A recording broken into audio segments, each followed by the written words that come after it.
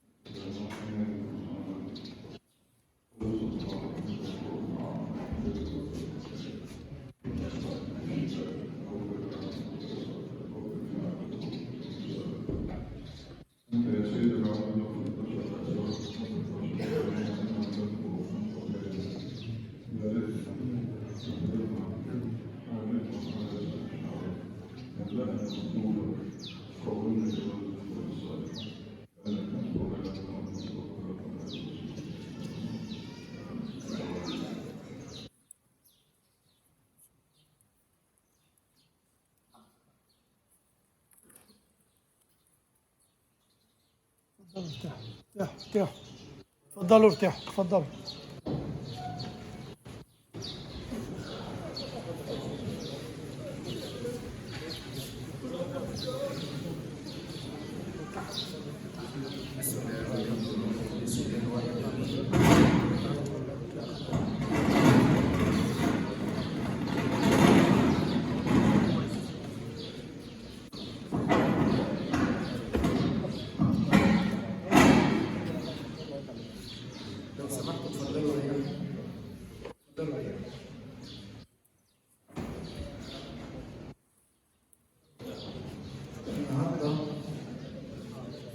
نودع عيال كيانا ربنا يعقوب أبراهيم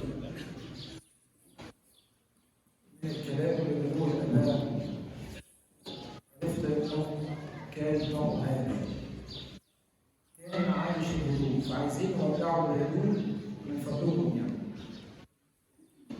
زي ما كان عايش بالطبيعة الهادية عايزين نودعه بنفس الطبيعة اللي عاش بيها عشان ما يتعبش.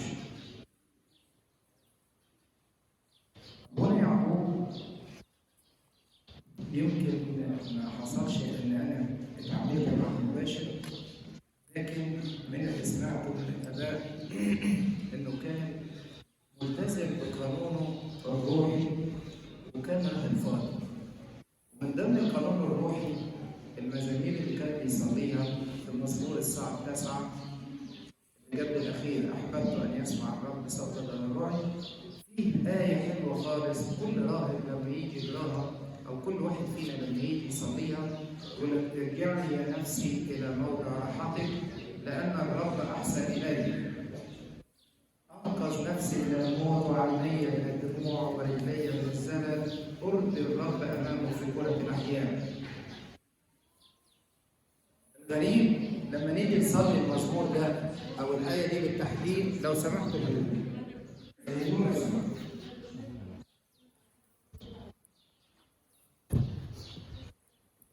ارجعي يا نفسي. واحنا فين؟ واضح من اول كلمه ارجعي يعني احنا في مكان غريب اصلا احنا عايشين في ايام غربه وزي ما قال عليها ابينا يعقوب ايام غربته. فكلمه ارجع دايما الواحد يرجع لفين؟ لبيته. فاحنا دايما كل يوميا بنقول ارجعي يا نفسي الى موضع راحتي. والنقطه الثانيه موضع الراحه. يعني معنى كده ان احنا في موضع الشقاء والتعب يبقى أنا لما أرجع يبقى برجع لبيتي. طب هو فين بيتنا؟ البيت بتاعنا اللي هو اتكلم عنه بولس الرسول: ما لم تراه عين وما لم تسمع به أذن وما لم يخطر على قلب بشر لأعددته يا الله لمحب اسمك القدوس. وبلا شك أبونا ترك العالم وبدأ يستعد لهذه الحياة. عاش غريب على الأرض. الراهب يمكن أول ما بيتصلى عليه، أول ما بيتكرس بيتصلى عليه صلاة الجناز أو صلاة الموتى زي ما بيقولوها، فهو خلاص مات عن العالم، مات عن الشهوات، مات عن كل شيء، وأصبح بيهيئ نفسه لهذه الحياة. النهارده تحققت أمنية أبونا وهي دخول ملكوت السماوات، الرجوع إلى بيت الراحة. رجع إلى بيت راحته النهارده.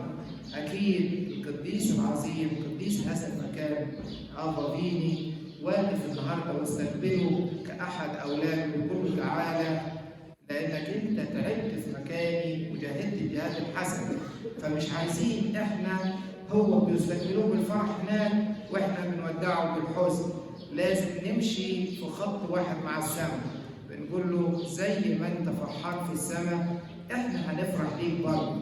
أنا عارف إن الفراق صعب والحزن مؤلم وكاسر للقلب، ولكن أقول لكم الكلمتين اللي قالهم السيد المسيح لما لقى بنات أورشليم عمالين يبكوا وينوحوا عليه، فقال لهم لا تبكين علي يا بنات أورشليم. نفس الكلمة النهارده أبونا يعقوب بيقولها لنا، بيقول لا تبكون علي يا أحبائي. الجزء الثاني بل ابكوا على أنفسكم. إحنا دلوقتي في الأرض يمكن هو خلاص رحل عن العالم الفاني وبدأ يخش إلى النعيم الأبدي، بيسمع الصوت الحلو من ملك المجد: تعالى أيها العبد الأمين، كنت أمينا في القليل فأقيمك على الكثير، ادخل إلى فرح سيدك. لكن الرسالة النهارده مش لأبونا يعقوب، الرسالة لينا كلنا. يعني زي ما عرفت من الآباء، أبونا لحد الساعات الأخيرة كان زي الفل، مفيش أي مشكلة صحية معاه، ولكن رحل فجأة. طب هل ترى الدور على مين فينا؟ كل واحد يفكر في الساعة دي، الدور على مين فينا؟ جايز يكون عليا، جايز يكون عليك، جايز يكون عليك. فنستعد لهذه الساعة. الساعة دي مؤلمة ورهيبة، ما أفزع هذه الساعة، لكن اللي يتخطاها بسلام ما أسعده. فنستعد ليها، نستعد ليها بالتوبة. الدرس اللي بنتعلمه من هذا الصندوق مش هنتعلمه من أي مدرسة في الحياة ولا أي موقف ممكن نتعلمه منه. أرجوكم نركز في حياتنا. إحنا دلوقتي بنبكي على أبونا اللي رحل، أبونا ما رحلش. يمكن أنا سبق وقلت قبل كده الطقس الرهباني دايما الآباء لما بيتنيح واحد وسطيهم يبتدوا يقولوا لبعض خريستوس أنستي. خريستوس أنستي المسيح قام. عايز يفكروا بعضيهم إن أبونا وصل لمرحلة القيامة، خلاص الجسد انتهى، الآلام والتعب الأرضي انتهى، كل شهوات الجسد بطلت، كل حروب العالم بطلت، كل الآلام فنيت، ولكنه بدأ يخش مرحلة جديدة. عشان كده بيقولوا إن الموت هو جسر ذهبي. هو الجسر الذهبي اللي تخطاه النهارده أبونا ودخل إلى عالم البقاء. إحنا بنقول الفانيات على الأرض، لكن فوق إيه؟ الأبديات. هنا عالم زائد، لكن فوق عالم دائم مستمر. فأرجوكم ما تبكوش ولا تنوحوا إلا على أنفسكم، وابتدوا هيئوا نفسكم للساعة دي، لإلا تأتي الساعة وإحنا غير مستعدين ليها. ربنا يريح نفس أبونا. أبونا من ضمن الصفات الحلوة اللي اتكلم عليها أو كلمنا عليها الآباء النهارده في التليفون، إنه كان هادي جدا، وديع ومتواضع، محب للجميع والكل بيحبه. والكل يمكن حضوركم يشهد على هذا، إن هو كان شخص هادي واخد طبع الملائكة، متضع ومطيع. كل الصفات الحلوة اللي اتكلم عليها الآباء النهارده في أبونا يعقوب، وقال لك عمره ما زعل حد ولا حد زعل منه. وده نادر إنك تلاقي شخصية بهذه الطباع. إلا إذا كان حامل سمات الرب يسوع فيه. فعلا هو ده الوحيد اللي ما يزعلش حد منه. واللي ما يزعلش حد منه هو الشخص المتواضع بالفعل والوديع. ليه؟ أول ما تيجي المشكلة يهرب، يقول لك يرى الصديق الشر فيدور. هو أول ما يلاقي مشكلة يروح هارب منها ويقف بعيد عنها لحد ما تختفي من أمامه، لأنه مش عايز أي شيء في الدنيا. هي دي حياة الرب. هيتخانق على إيه ولا إيه؟ كل الكلام ده ملهوش لازمة عنه. أبونا يعقوب النهارده يعني ترك العالم عشان يرث السمائيات. ربنا يعزي نفوسكم جميعا بصلوات سيدنا صاحب النيافه ابينا القدرات ابا ديمتريوس. احنا جايين نتعزى منه وهو اللي بيصلي من اجل الجميع باسم مطرانيه دير مواس وابائها وشعبها. بنعزي حضراتكم بعزاء سيدنا ونعزي الاباء الرهبان في هذا الدين واسرتهم. ربنا يريح نفسه والإلهنا المجد دائما أبديا آمين.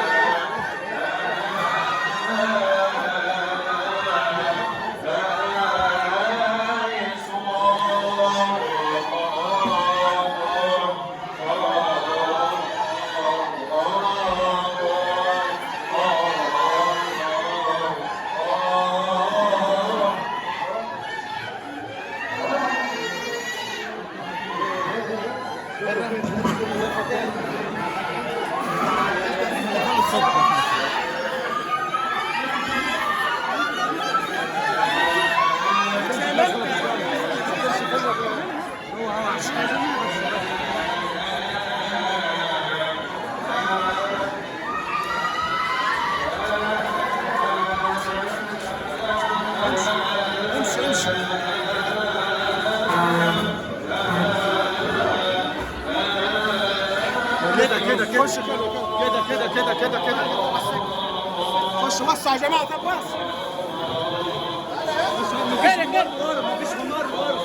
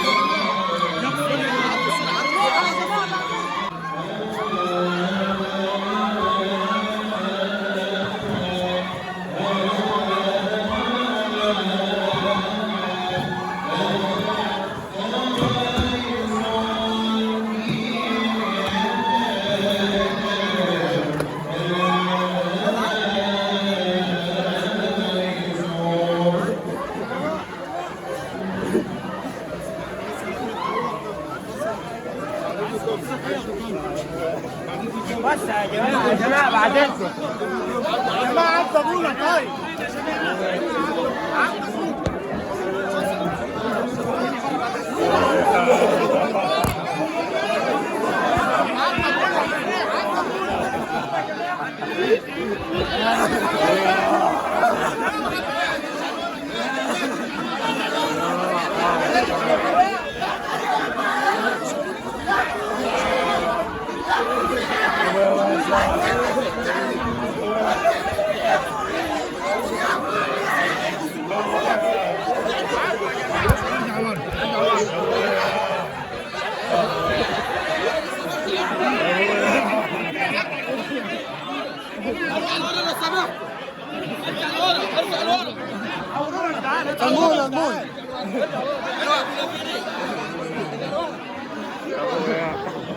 ارجع لورا حبيبي، ارجع لورا حبيبي. ابويا عدى ابويا لو سمحت. ابويا تحدى ابويا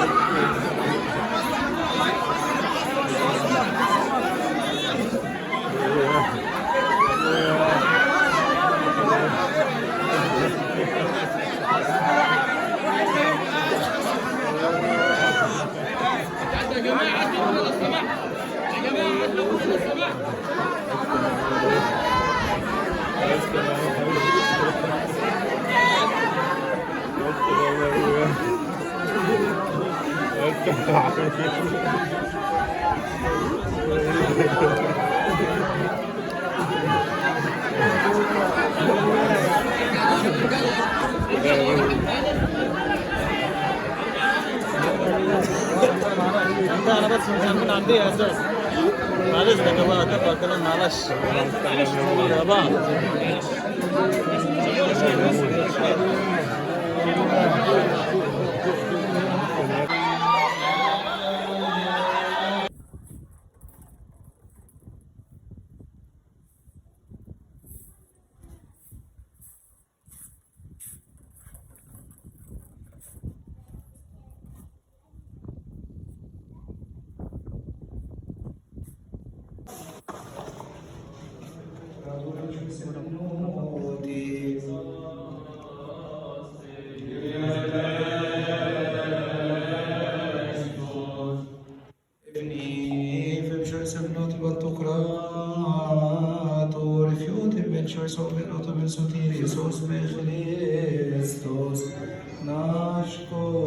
نشكرك يا رب على كل حال ومن أجل كل حال وفي كل حال لأنك سترتنا وعمتنا وحسنا قبلتنا إليك وأشفقت علينا ومددتنا وأتيت من هذه الساعة.